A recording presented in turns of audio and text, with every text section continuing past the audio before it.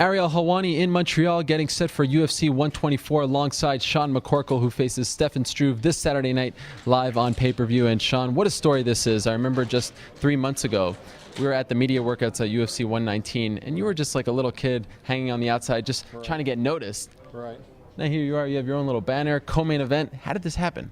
I think it was an interview with you. I think pre-fight interview blew me up all over the world. So I credit you for any success I have. You're welcome. Thank you for interrupting me.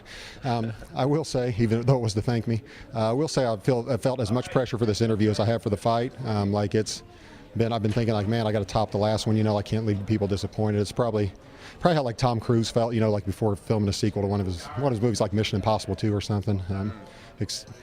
Except that I'm not a Scientologist, I guess, or pretending to be straight. So that's good start here. Does that almost mean that you'd rather be fighting in the curtain jerker? No, there will be no curtain jerking this time around, except at least not till after it's over. I can't make any promises from then. But no, being the curtain jerker, as you would call it, was fine, I guess. But I much prefer this role. Does the pay change once you get bumped up the card? The sponsorship does. The UFC has a pretty ironclad contract that you sign, going into it. But the sponsorship money, that's kind of was my whole plan. I think Stefan and I were slated to be a preliminary fight again, and until I saw that, I was like, no, that's not going to happen. I guarantee you, like if I have to get arrested on some kind of ridiculous charge to get attention, I'm gonna get on the main card at very least, because the sponsorship money is literally times 10 when you're on the main card versus just preliminary or spike. So you think, truthfully, that your mouth bumped you guys up to co-main event? It would have to. I don't know if it did all the way to co-main event, but I think it generated interest in the fight. I think it did pretty well. A lot of people are talking about it, and I thought it's been funny. Apparently, he's very upset. I thought the whole thing has been pretty entertaining from my end. I don't know. I mean, he's not very good at coming up with stuff, but I've done pretty well. Do you think that you really got under his skin?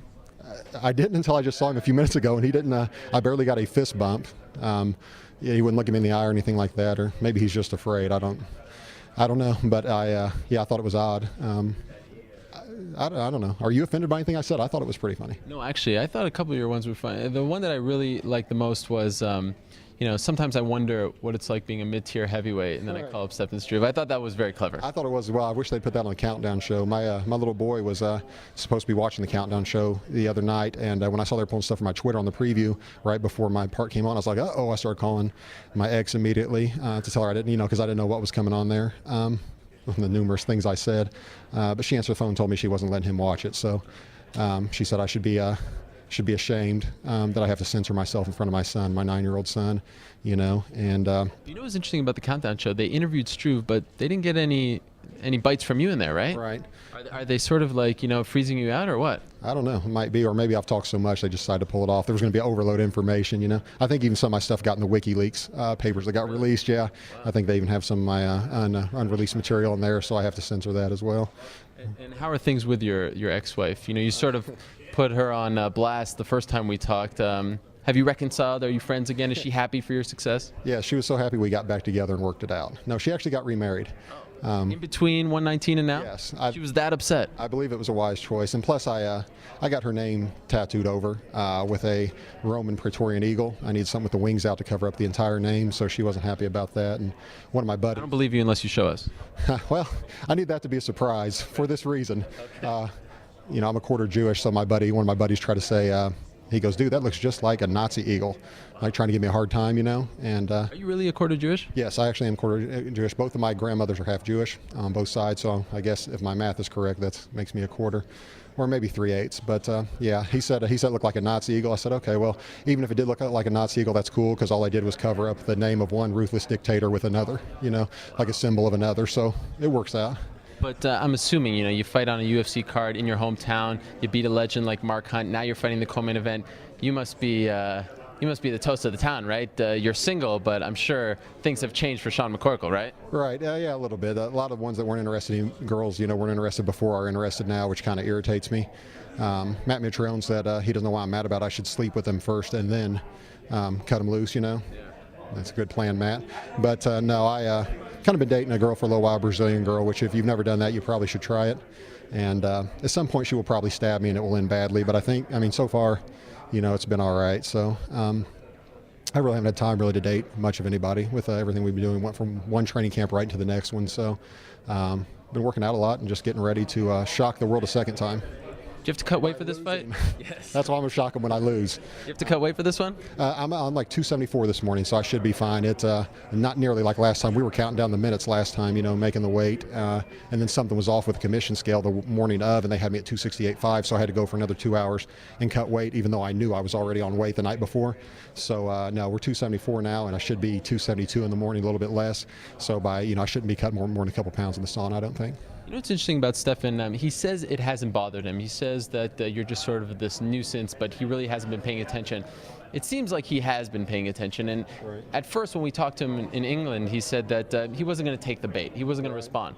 But then he goes out and does this Photoshop contest. He's been responding on Twitter. Do you feel as though you've almost taken him out of his comfort zone here? I think so. I think he felt some pressure to do something. The whole Photoshop idea was, I wouldn't say it's original because a couple other guys have done it, but I've got a kick out of it. I think we're at almost 500,000 views and a couple hundred submissions.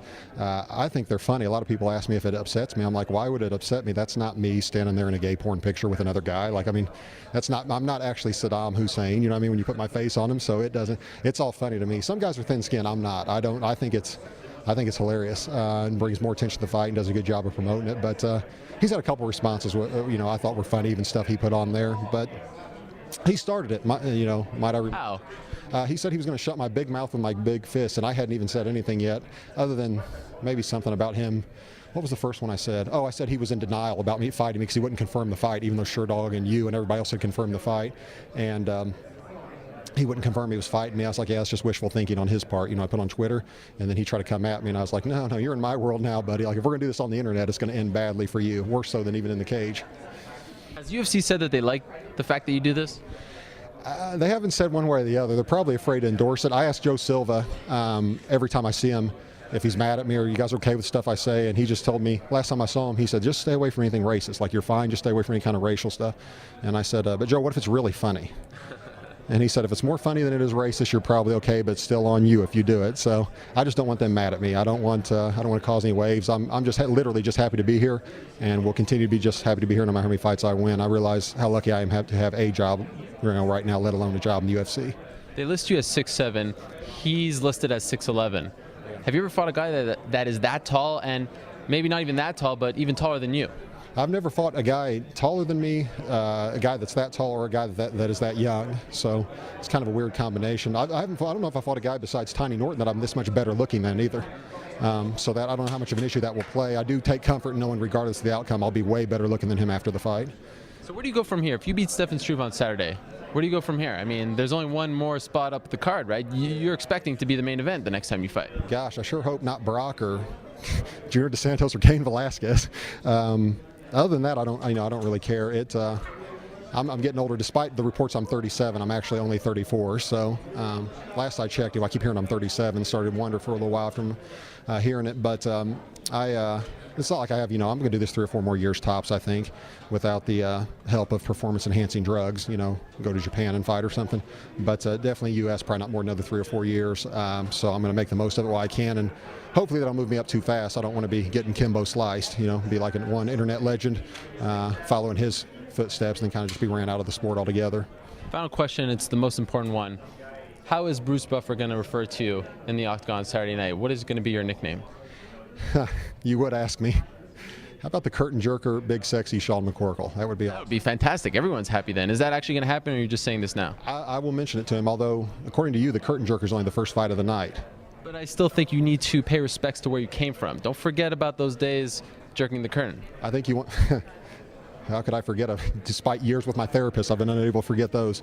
No, we'll see. I wish he'd do the Buffer 360 just for me. That would be awesome. But that's not going to happen. No, probably not. Not for me. But I'll ask him if he'll put it in there. That would be awesome. I always thought it was awesome when someone had way too many nicknames, like in pro wrestling and everything. Like for a while, Lord Steven Regal was Captain Lord Steven Regal or something like that, or King Lord Steven Regal. So I don't know. Having more than one nickname would distinguish me even further. That would be awesome. But you are going to ask him to call you that, right? If I see him, I will ask him. If you see him, you need to make a written request here and actually get this done. Right. I am the co-main event, so they probably should start running stuff by me. Yeah, I will actually do it for you. Maybe the curtain jerker, Sean Big Sexy McCorkle, or something along. Got to break it up a little bit with the name. So works for me. All right, perfect. All right, we look forward to it. Saturday night, Sean McCorkle fights Stefan Struve in the co-main event, UFC 124, live on pay-per-view. Good luck to you, sir. Good to see you again. Thank you. Good seeing you.